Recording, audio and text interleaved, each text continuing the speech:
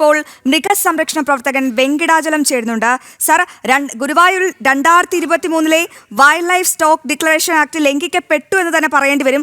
എങ്ങനെയാണ് ഈ ആനക്കൊമ്പ് ഉൾപ്പെടെയുള്ള വന്യജീവികളുടെ ശരീരഭാഗങ്ങൾ സൂക്ഷിക്കേണ്ടത്? നിലവിൽ ഈ ആനക്കൊമ്പുകളുടെ ഉത്തരവാദി ആരാണ്?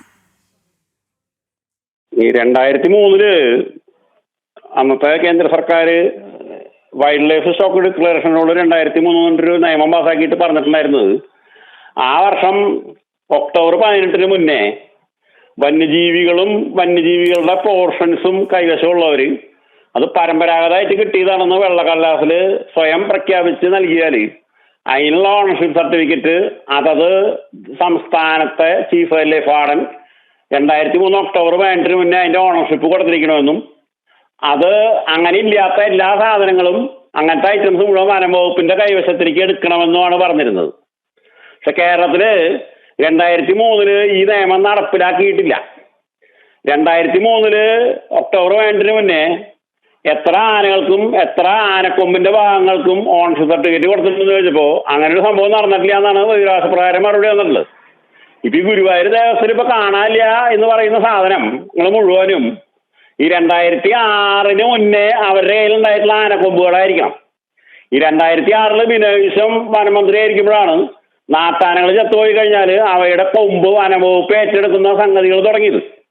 അപ്പൊ അത് കഴിഞ്ഞിട്ട് 2006 മുതൽ ചത്തിട്ടുള്ള എല്ലാ ആനകളുടെ കൊമ്പുകളും വനം വകുപ്പിന്റെ കൈവശമാണുള്ളത്. ചില ആനകളുടെ കൊമ്പുകളൊക്കെ ചില അമ്പലങ്ങളിലെ ആൾക്കാർ ബഹളം ഉണ്ടാക്കിയിട്ട് വനം വകുപ്പിന് വേണ്ടിയിട്ട് അമ്പലക്കാർ സൂക്ഷിച്ചോട്ടെ എന്നൊക്കെ എഴുതി കൊടുത്തിട്ടുണ്ട്. ഈ ആലപ്പുഴ ജില്ലയുടെ അമ്പലത്തിൽ അങ്ങനെ നടന്നിട്ടുണ്ട്.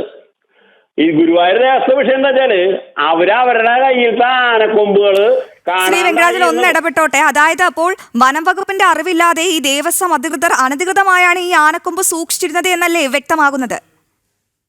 2003 ഈ നിയമം പാലിക്കാതിരിക്കുന്നതിന് സഹായകരമായിട്ടാണ് ഇത് അമ്പലക്കാര് തന്നെ വെച്ചോട്ടെ എന്ന് തീരുമാനിച്ചിട്ടുള്ളത്. 2003 ഒക്ടോബർ 18 മുന്നേ ഉള്ള എല്ലാ ആനക്കൊമ്പും വനം വകുപ്പ് പിടിച്ചെടുക്കണ്ടായിരുന്നു. അത് പിടിച്ചെടുത്തിട്ടില്ല.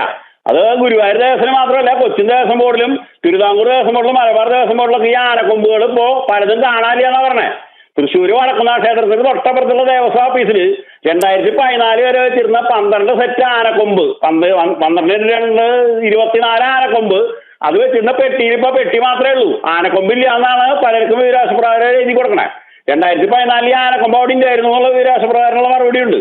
അപ്പൊ ഈ അമ്പലങ്ങൾ തോറുമുള്ള ഈ ആനക്കൊമ്പുകളുടെ പഴയ ശേഖരം വൻതോതില് സമുദ്രം കടത്തി കൊണ്ടുപോയി പുറത്തു കൊണ്ടുപോയി വിൽക്കാനായിട്ട് വനം വകുപ്പുകാരും ദേവസ്വം ഉദ്യോഗസ്ഥരും ഈ ദേവസ്വം. അതെ, തീർച്ചയായും ശ്രീ വെങ്കടാചലം, ഇത് വനം വകുപ്പിന്റെ ഭാഗത്തു നിന്ന് കൂടി വന്ന ഒരു വലിയ വീഴ്ച തന്നെയല്ലേ? ശ്രീ വെങ്കടാചലം കേൾക്കാൻ സാധിക്കുമെങ്കിൽ ഈ അനധികൃതമായ ആനക്കൊമ്പ് കൈവശം വെച്ചത് ഗുരുവായൂർ ദേവസ്വം വകുപ്പിന്റെ കയ്യിലെ ഏറ്റവും വലിയ പിഴവാണ്. അതുപോലെ തന്നെ ഇതിൽ ഈക്വലായിട്ട് ഉത്തരവാദിത്തം ഏറ്റെടുക്കേണ്ട വകുപ്പാണ് വനം വകുപ്പ്, അല്ലേ? വകുപ്പുകാർ 2006 മുന്നേ ആനകൾ ചത്തുപോയാൽ അവരെ സൂക്ഷിക്കാൻ സംവിധാനം ഇല്ല എന്ന് പറഞ്ഞിട്ട് കൊടുത്തിട്ടുള്ള ആനക്കൊമ്പുകള് എവിടേക്ക് ഇരിക്കണമെന്ന് മാസാമാസം പോയിട്ട് വനം വകുപ്പുകാർ ചെക്ക് ചെയ്യേണ്ടതാണ്. ഈ തൃശ്ശൂർ പറവട്ടാനിയിലുള്ള മധ്യമേഖല വനം വകുപ്പിന്റെ കൺസർവേറ്ററുടെ ഓഫീസിൽ ഉള്ള സ്റ്റോറില് കണക്കിന് ആനക്കൊമ്പുകൾ പഴയത് സൂക്ഷിച്ചിട്ടുണ്ട്. അവിടെ നിറഞ്ഞു എന്ന് പറഞ്ഞിട്ടാണ് ഇവരുടെ കൊടുത്തിട്ടുള്ളത്.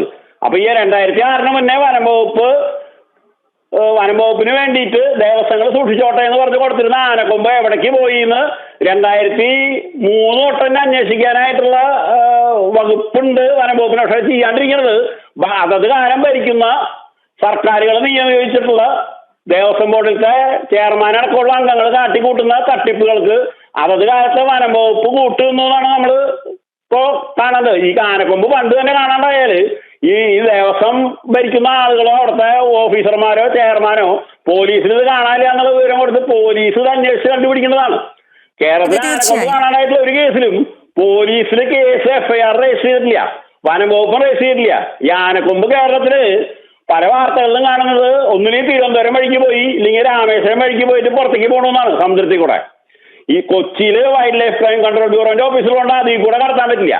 അയ്യോ ഞാനിപ്പോ ഈ സംഭവം പത്രത്തിലെ വാർത്ത വന്ന പിന്നെ ഞാൻ വനംവകുപ്പിന്റെ വിജിലൻസിൽ വിളിച്ചിട്ട് ടോൾ ഫ്രീയിൽ വിളിച്ചിട്ട് ഞാൻ പരാതി കൊടുത്തിട്ടുണ്ട്. ഈ ആനക്കൊമ്പുകളുടെ വിഷയം മൊത്തം അന്വേഷിക്കണമെന്ന് ആവശ്യപ്പെട്ട് ഞാൻ നിവേദനം കൊടുത്തിട്ടുണ്ട്. അത് 159/2025 എന്നുള്ള നമ്പർ എടുത്തിട്ട് വനംവകുപ്പ് അന്വേഷണം തുടങ്ങിയിട്ടുണ്ട്. ശരി ശ്രീ വെങ്കടാചലം, ഈ അവസരത്തിൽ പ്രതികരിച്ചതിന് നന്ദി.